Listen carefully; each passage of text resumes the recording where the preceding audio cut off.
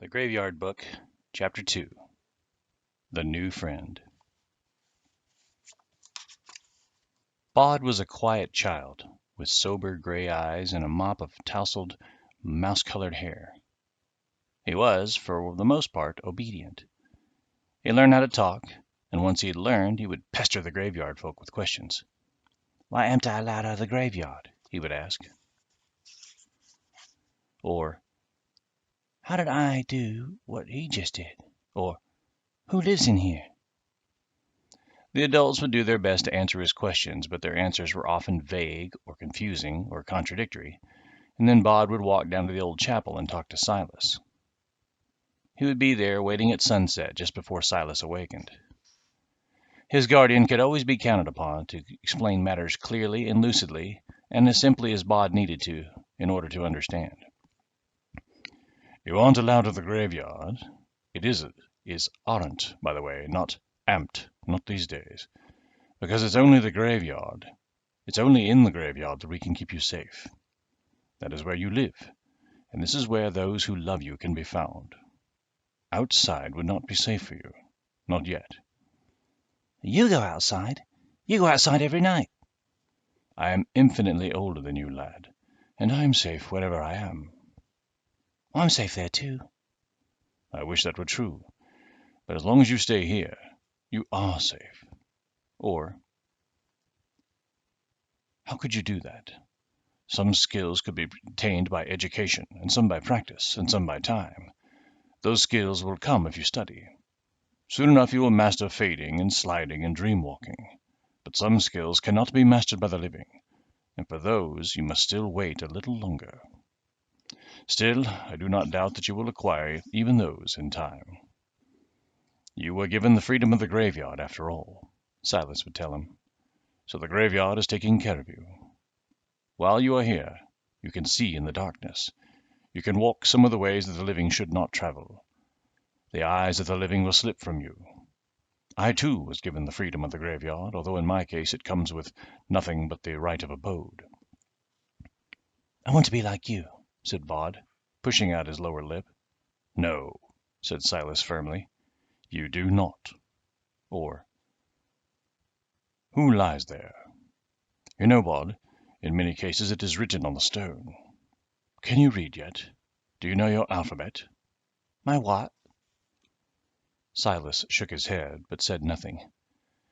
Mr. and Mrs. Owens had never been much for reading when they were alive, and there was no alphabet books in the graveyard.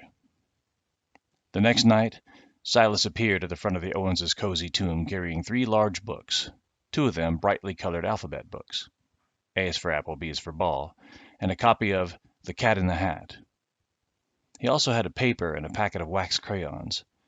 Then he walked Bod around the graveyard, placing the boy's small fingers on the newest and clearest of the headstones and the plaques, and he taught Bod how to find the letters of the alphabet when they appeared, beginning with the sharp steeple of the capital A. Silas gave Bod a quest, to find each of the 26 letters in the graveyard, and Bod finished it proudly with the discovery of Ezekiel Oomsley's tomb, built in the side of a wall of an old chapel. His guardian was pleased with him. Each day Bod would take his papers and crayons into the graveyard, and he would copy names and words and numbers as best he could. And each night, before Silas would go off into the world, Bod would make Silas explain to him what he had written, and make him translate the snatches of Latin which he had, for the most part, baffled the Owenses. A sunny day. A bumblebee explored the wildflowers that grew in the corner of the graveyard, dangling down from the gorse and the bluebells, droning in their deep, lazy buzz, while Bod lay in the spring sunlight watching a bronze-colored beetle wandering across the stone of Geo Reader, his wife Dorcas, and their son Sebastian, fidelis ad mortem. Bod had copied down their inscription, and now he was only thinking about the beetle when somebody said, "Boy, what are you doing?" Bod looked up. There was someone on the other side of the gorse bush, watching him. "Nothing," said Bod. He stuck out his tongue. The face on the other side of the gorse bush crumbled into a gargoyle, tongue sticking out, eyes popping, and then returned to girl. "That was good," said Bod, impressed. I can make really good faces, said the girl. Look at this one. She pushed her nose up with one finger, creased her mouth with a huge satisfied smile, squinted her eyes, puffed out her cheeks. Do you know what that was? No? It was a pig, silly. Oh, Bod thought. You mean like P is for pig? Well, of course like that. Hang on. She came around the gorse bush and stood next to Bod, who got to his feet. She was a little older than he was, a little taller, and was dressed in bright colors, yellow and pink and orange. Bod, in his gray winding sheet, felt dowdy and drab. How old are you? Said the girl. What are you doing here? Do you live here? What's your name? I don't know, said Bod. You don't know your name? Said the girl. Of course you do. Everybody knows their own name. Fibber. I know my name, and I know what I'm doing here, but I don't know the other thing you said. How old you are? Bod nodded. Well, when was the last your birthday? I didn't. I never was. Everybody gets birthdays. You mean you never had cakes and candles and stuff? Bod shook his head. The girl looked sympathetic. Poor thing. I'm 5. I bet you're 5 too. Bod nodded enthusiastically. He wasn't going to argue with his new friend because she made him happy. Her name was Scarlett Amber Perkins, she told him, and she lived in a flat with no garden. Her mother was sitting on a bench by the chapel at the bottom of the hill reading a magazine, and she had told Scarlett to be back in half an hour and to get some exercise and not get into trouble or talk to strangers. I'm a stranger, pointed out Bod. You're not. You're a little boy. And she said, And you're my friend, so you can't be a stranger. Bod smiled rarely, but he smiled then, hugely and with delight. I'm your friend, he said. What's your name? Bod. It's short for nobody. She laughed then. It's a funny sort of name. What are you doing now? ABCs, said Bod. From the stones. I have to write them down. Can I do it with you? For a moment, Bod felt protective. The gravestones were his, weren't they?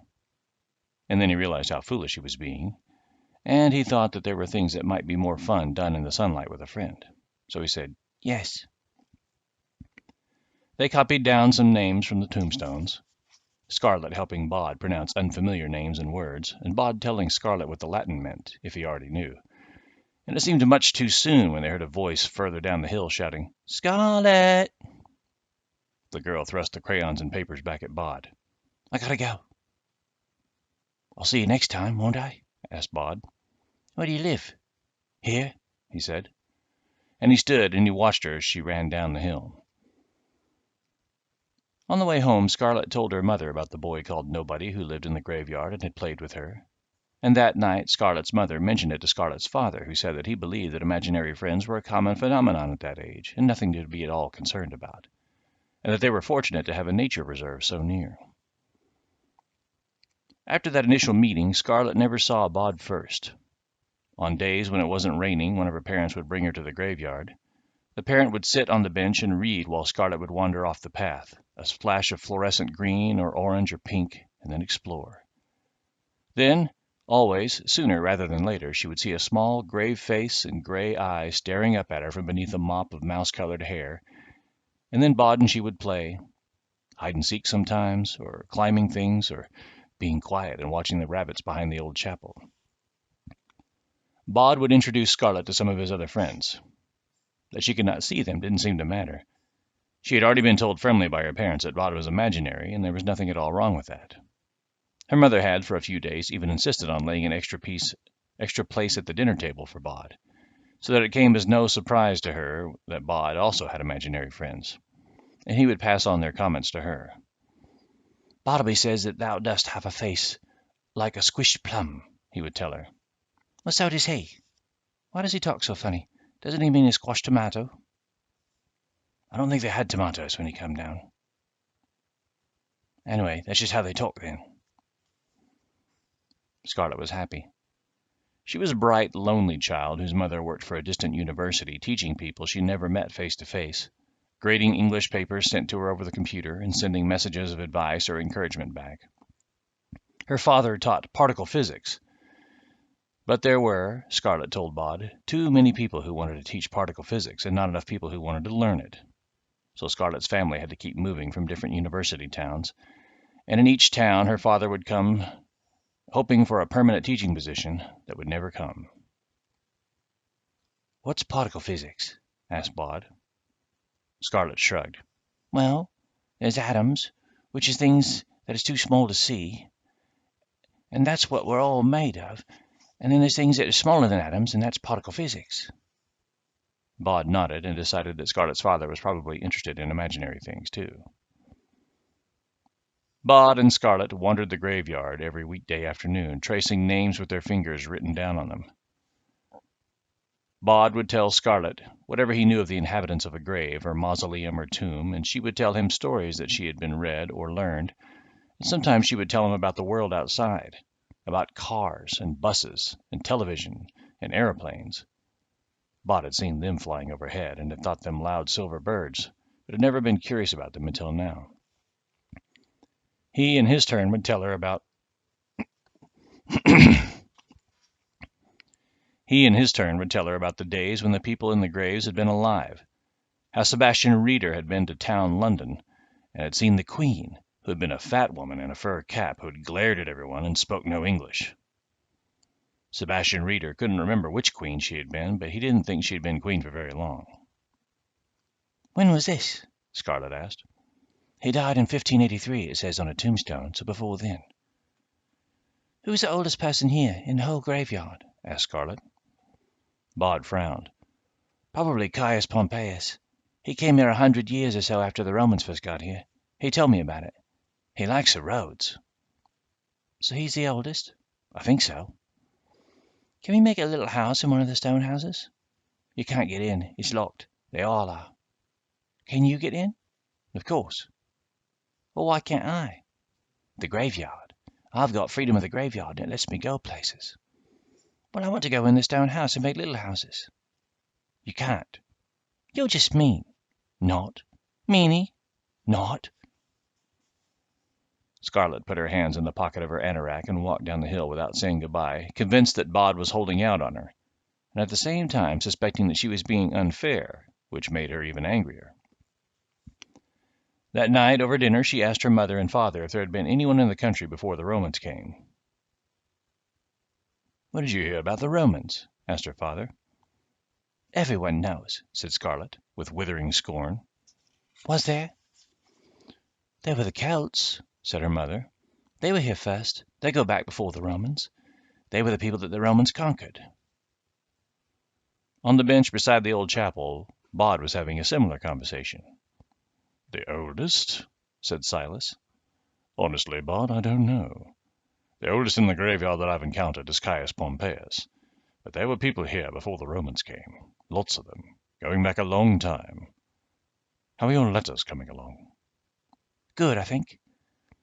When do I learn the joined-up letters? Silas paused.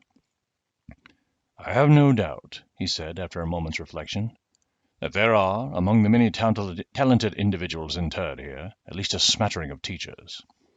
I shall make inquiries. Bod was thrilled.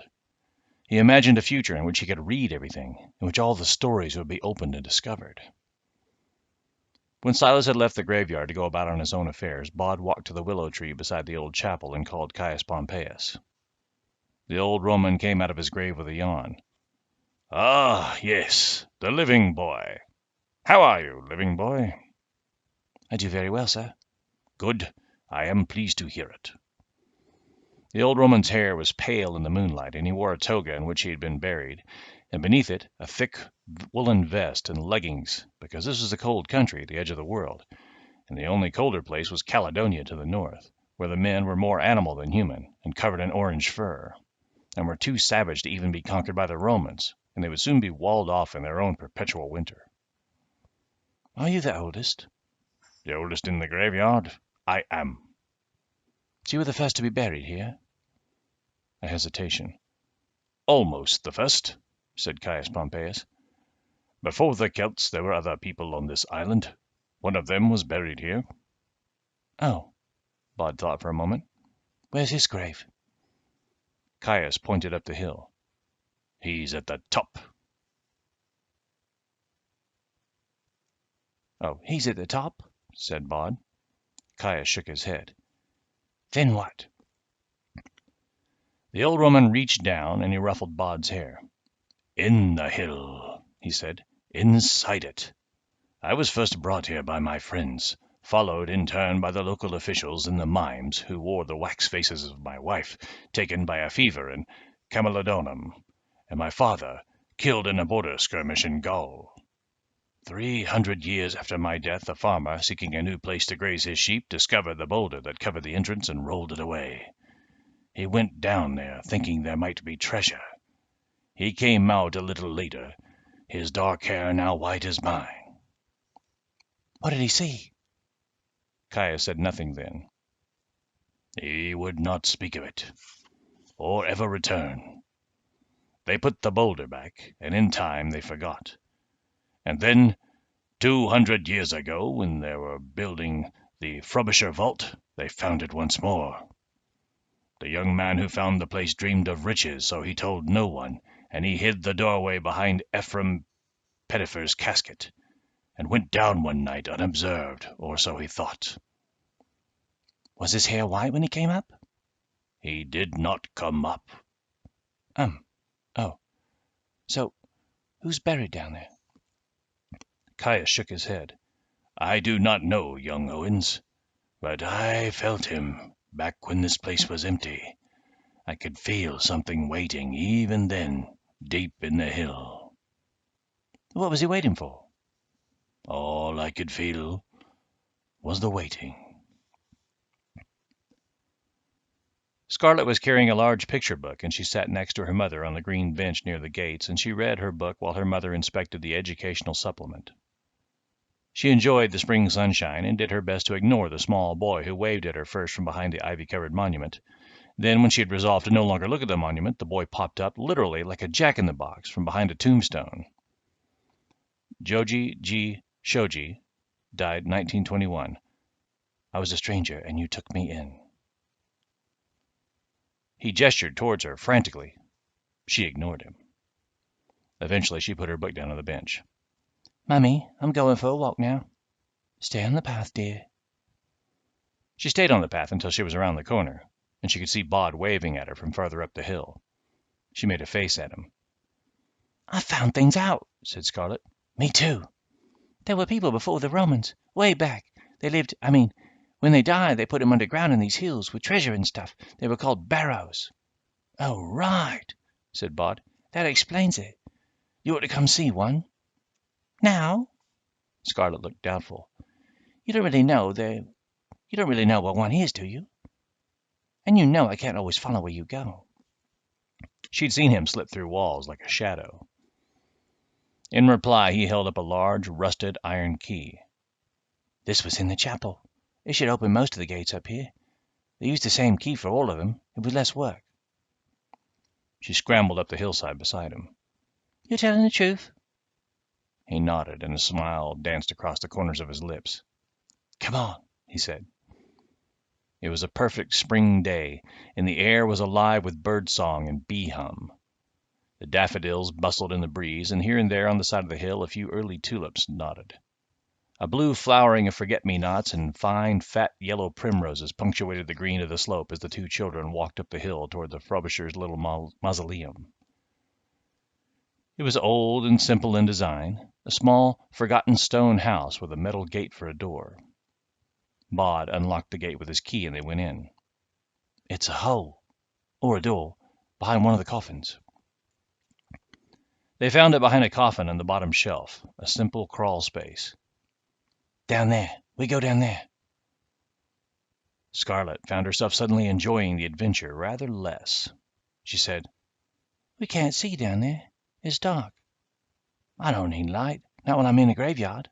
"Well, I do. It's dark." Bod thought about all the reassuring things he could say, like, "There's nothing bad down there."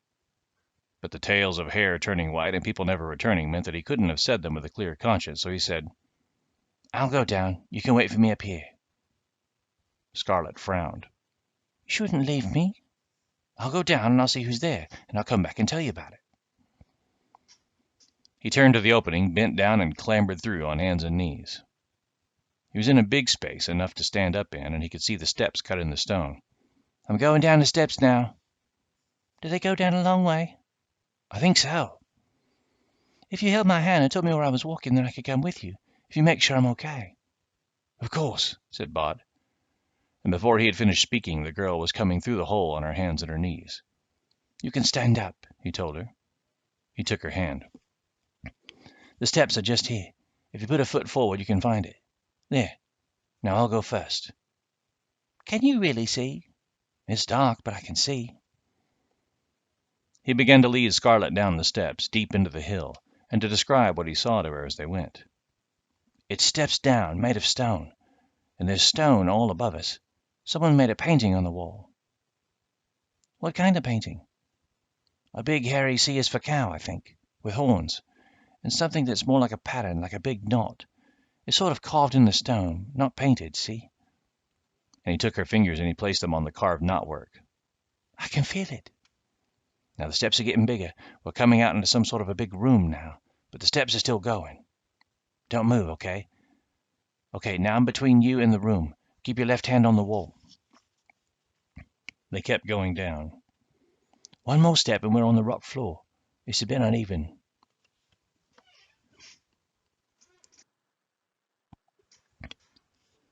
The room was small, and there was a slab of stone on the ground and a low wedge in one corner with some small objects on it.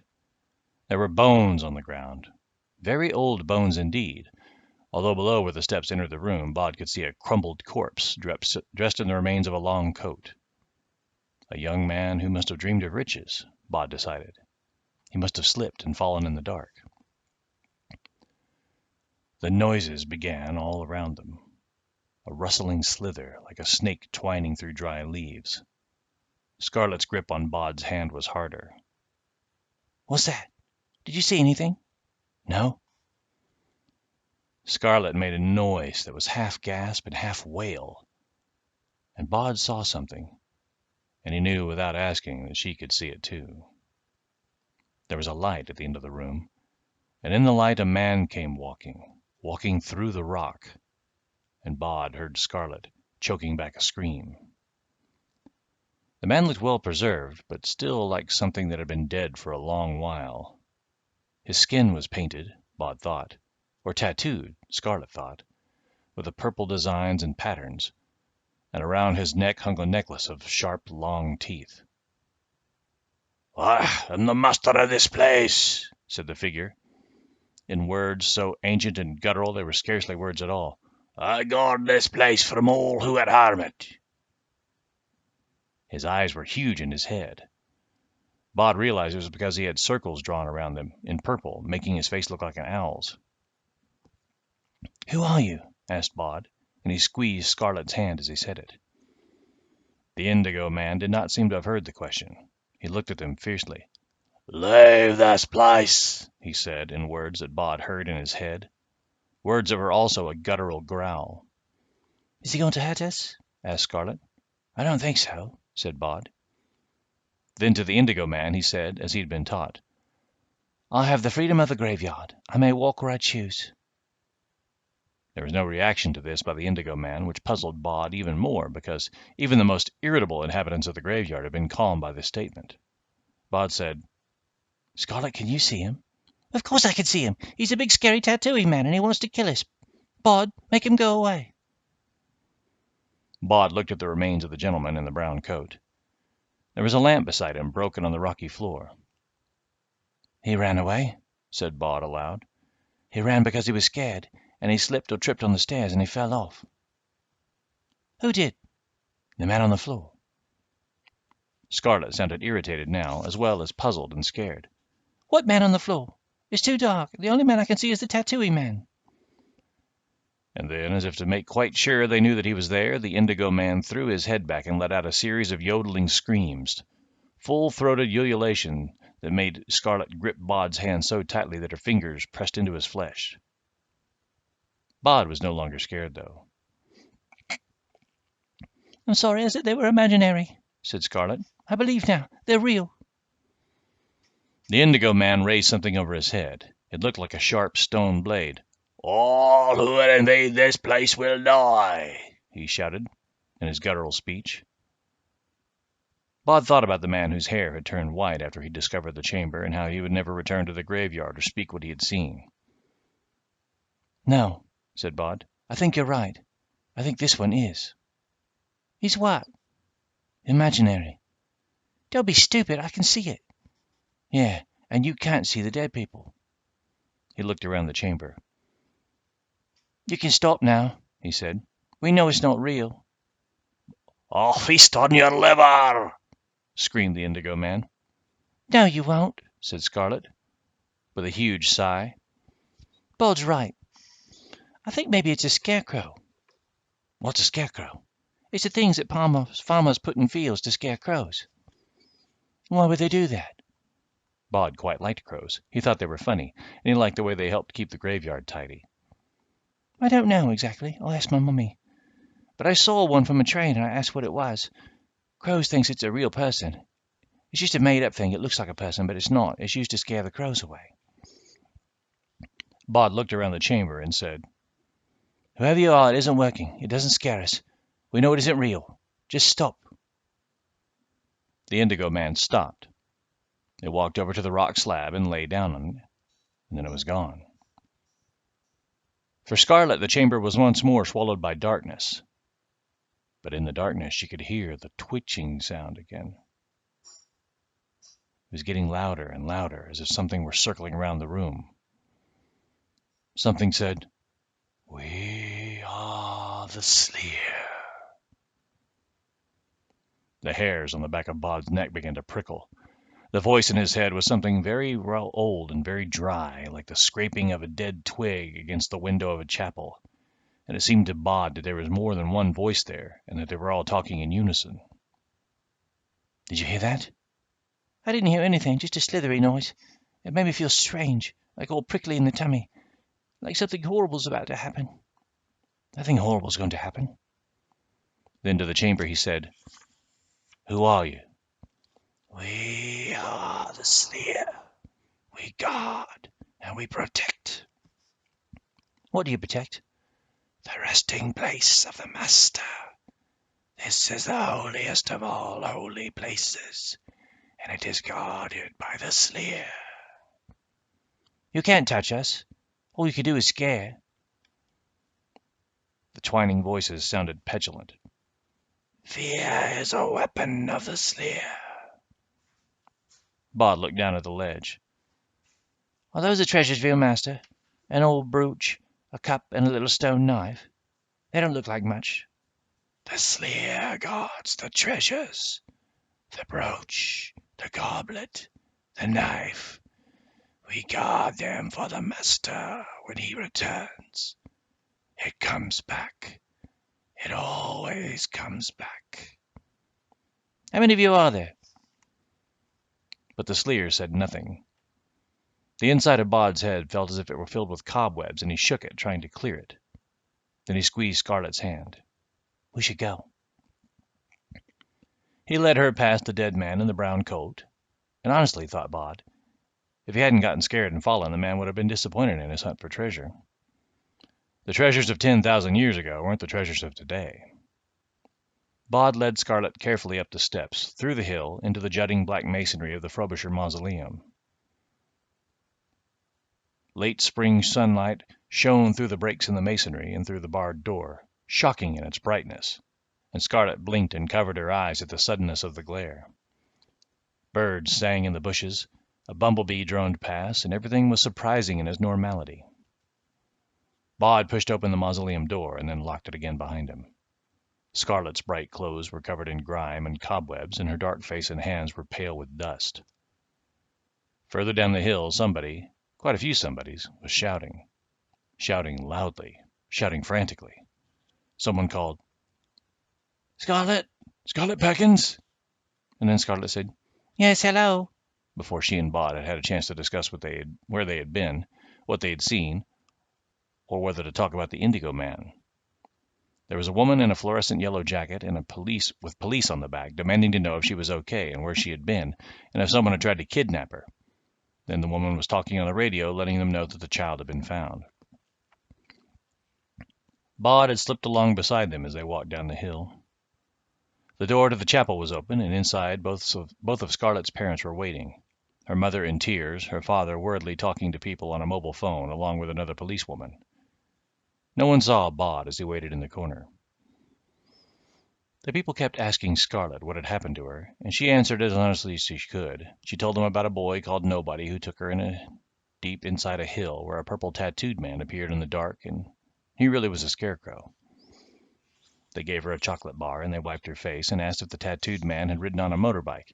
And Scarlett's mother and father, now that they were relieved and not afraid for her any longer, were angry with themselves and with her, and they told each other that it was the only other one's fault for letting their little girl play in a cemetery, even if it was a nature reserve, and that the world was a very dangerous place these days.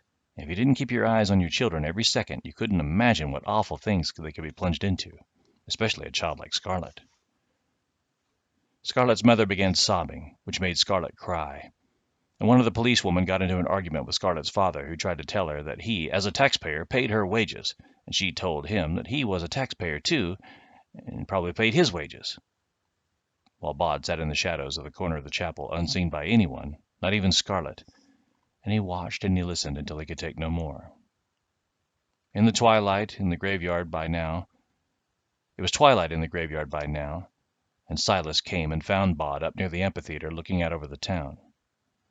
He stood beside the boy, and he said nothing, which was his way. It wasn't her fault. It was mine. And now she's in trouble. Where did you take her? Asked Silas. In the middle of the hill, to see the oldest grave. Only there isn't anybody there, just a snaky thing called the Sleer who scares people. Fascinating. They walked back down the hill together, and watched as the old chapel was locked up once more, and the police and Scarlett and her parents went off into the night. Miss Burrows will teach you the joined-up letters, said Silas. Have you read The Cat in the Hat yet? Yes, ages ago. Can you bring me more books? I expect so. Do you think I'll ever see her again? The girl? I very much doubt it. But Silas was wrong. 3 weeks later, on a gray afternoon, Scarlett came to the graveyard accompanied by both parents. They insisted she remained in sight at all times, although they trailed a little bit behind her.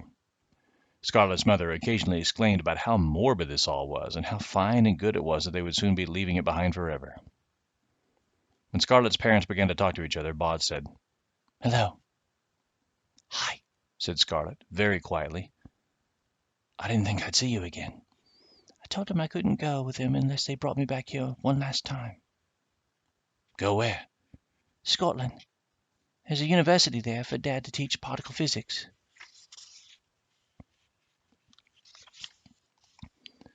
They walked on the path together, a small girl in a bright orange anorak and a small boy in a gray winding sheet. Is Scotland a long way away? Yes. Oh. I hoped you'd be here to say goodbye. I'm always here. But you aren't dead, are you, Nobody Owens? Of course not. Well, you can't stay here all your life, can you? One day you'll grow up and then you'll have to go outside and live in the world out there. He shook his head. It's not safe for me out there. Who says? Silas, my family, everybody. She was silent. Her father called, Scarlett, come on, love, time to go. You've had your last trip to the graveyard, now let's go home. Scarlett said to Bod, You're brave. You're all the bravest person I know, and you are my best friend. I don't care if you are imaginary. And she fled down the path back the way they had come, to her parents and the world.